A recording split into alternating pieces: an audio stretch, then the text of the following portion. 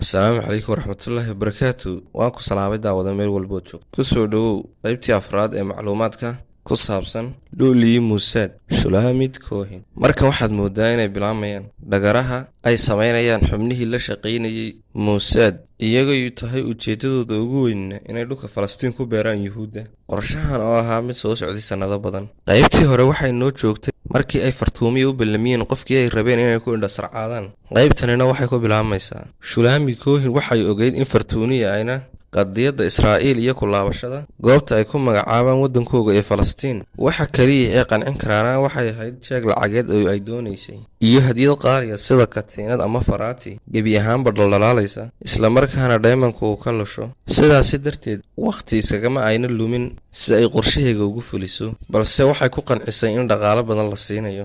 shulaami markii ay diyaarisay qorshihii lagu maran habaabin lahaa sargaalka ayaa waxay u boqoshay dhankaas iyo guriga George Malkhu, waxaana halkaasi ku soo dhaweysay xaaskiisa oo loo yaqaano aan maalin, iyadoo kula kulantay halkaasi George Malkhu. waxaana farta laga saaray lacagtii ay dalbatay si ay ugu qanciso fartuuniya, iyadoo isla galabtaasiba la ballantay fartuuniya saacaddu markay tahay 4 galabnimo. shulaami goobtii kulanka ayaa waxay tagtay 10 daqiiqo ka hor, iyadoo dalbatay koob qaxwo ah, iyada oo si deganna u shidatay xabad sigaara. waxay halkaasi ku sugaysay fartuuniya, wakhti badan kama aysan soo wareegin, waxaana iyadna goobtii soo gaadhay fartuuniya oo dhalaalaysa, quruxdeeduna ay baxayso iyadoo hawada ka qabsatay xataa shulaamin quruxdeeda darteed. fartuuniya ayaa soo fadhiisatay goobtii iyada oo shulaamin u sheegtay in ay la yaab ku noqotay soo wicitaanka ay soo wacday iyadu, waayo warkaagii iyo akhbaartaada oon maqlo mar hore ayay igu dambaysay. waxa ay weydiisay su-aalahayd xaggee ayaad ka baxday. shulaamin oo hadalka dhankeega qaadata ayaa waxa ay ku tidhi,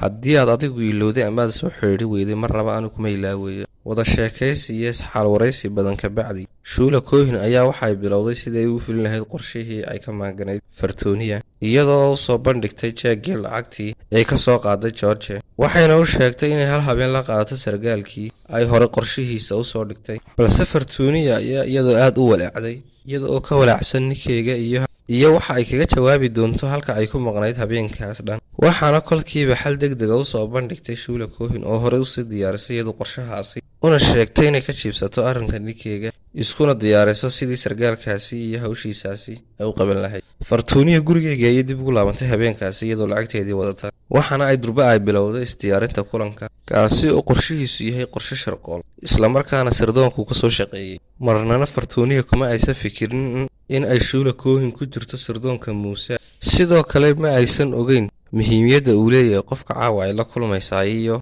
jagada uu ka hayo Lubnaan. markana shirkii wadatashiga waxaa guriga George Malkhu ka socday shir ay isugu yimaadeen raggii mas-uulka ka ahaa howlgallada wakaaladda taariibinta ee yuhuudda ee halkaasi ku sugnaa. waxaa shirka xaadir ku ahaa George Malkhu iyo xaaskiisa aan maalin. waxaa sidoo kale shirka goobjoog ka ahaa shuula koohin maxamed saciid al cabdalla oo hawsha taariibinta u xil saaray. waxaa sidoo kale goobta ku sugnaa jaajuuskii yuhuudda ee wakaaladda sirdoonku soo dirsatay ee lagu magacaabayay yuusuf koobi, kaasi oo waday qarashaadka ku baxaya howlgalka, iyo wiilkii maafiyada ahaa ee u xil saarnaa howlaha iyo daabulidda dadka lagu daabulaya doonyaha, taasi oo laga arrisanayay sidii hawsha loo dardargelin lahaa degdegna loogu fulin lahaa. balse arrinta kidiska ahayd ayaa waxa ay noqotay markii George Malkhu uu shirkaasi uu ka dhex sheegay in wakaaladdu ay u soo direen fariin digniina, taasi oo ku aadan inuu degdeg uga soo baxo dhulka Lubnaan, islamarkaana diyaaradda ugu horreysa ee Faransa u socota uu raaco, sabab la xiriirta in arrinkiisa ka sheekiyeen sirdoonka Lubnaan, islamarkaana laga cabsi qabo inay gacanta ku dhigaan.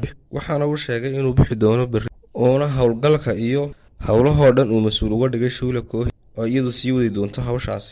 sidaas darteed ay u hoggaansamaan dhammaan sirdoonka iyo shaqaaluhuba amarka shuula koohin. waxaana halkaasi lagu sabootiyey George Malkhu, waxaana la isku afkartay in qof kastaaba hawshiisa ka soo baxo. George Malkhu ayaa markii uu baxay shuula koohin la soo hadlayay, isagoo u sheegayay in aynan qof kasta ku kalsoonaanin, ayna howlaha uuna sirdoonka muusaad si 100% iyada ugu kalsoon yahay, ayna iska lumin kalsoonidaasi. sidoo kale markii uu baxayay ayaa waxa uu sii siiyey dhammaan magacyada iyo lambarada basaasiinta ka howlgala Lubnaan, uuna u sheegay inay soo wici doonaan.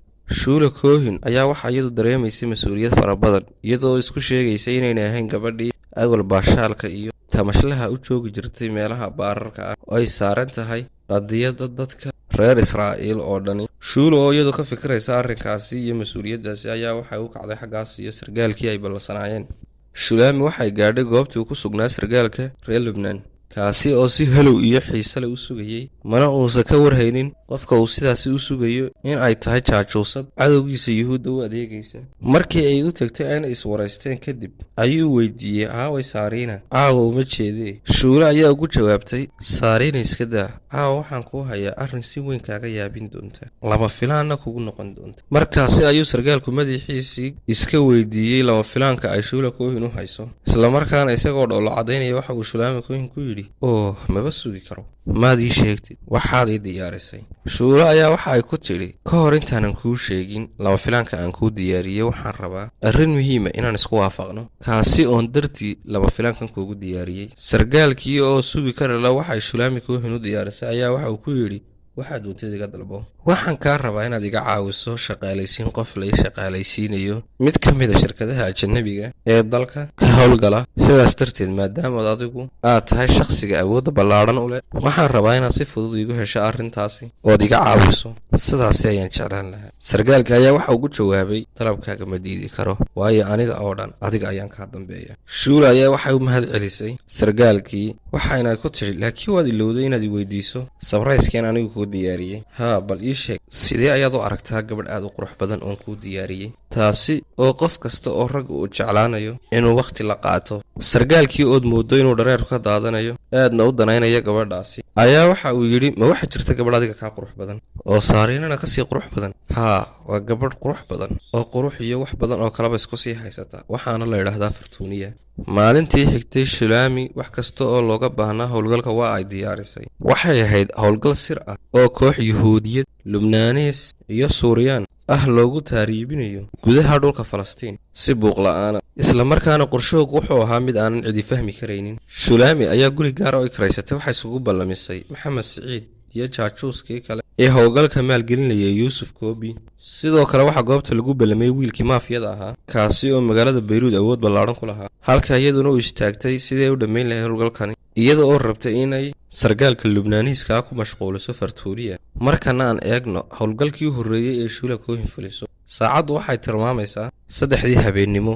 goobtuna waa meesha la yidhaahdo Sucdiyaan xeebteeda, waxaana goobtaasi ugu diyaarsanaa doomihii loogu talagalay in lagu taariibo. waxaa goobta joogay Maxamed Siciid oo isagu goobtaasi ilaalinayay, halka wiilkii maafiyada ee doonyaha keenay uu la hadlayay badmaaxiinta dooyaha waday, isla markaana howlgalkaasi laga rabo in sidii loogu talagalay ay u fuliyaan. waxaana garab taagnaa Yuusuf Koobi. qorshuhu wuxuu ahaa haddii la dareemo wax halis ah in Maxamed Siciid uu baaq u soo diro, kaasi oo ahaa inuu 3 jeer calaamada tooshka ugu baaqo, halkaasi oo lagu kala dareerayo buuq la'aan si aanan arrinkooga loo fahmin. dhanka kale waxa ay Shulaami Cohen Fartuuniya u kaxaysay dhanka sargaalka, kaasi horeba u sugayay. markii ay gaadheen dhankaas iyo sargaalkii waxa uu la cajabay quruxda iyo gabadhaasi Fartuuniya jirkeega. soo dhoweyn kadib, sargaalkii oo la cajaban Fartuuniya quruxdeeda ayaa waxa uu yidhi, macquul ma ahan in gabadha sidan oo kale qurux badan ay ku nooshahay magaalada Beyruud. intii Fartuuniya iyo sargaalku isku mashquulsanaayeen, waxay Shulaami Cohen bartanka kaga jirtay howlgalkeegii, iyadoo Yuhuudii laga buuxiyey doonyihii, iyagoo halkaasi ka bilaabay socdaalkoogii,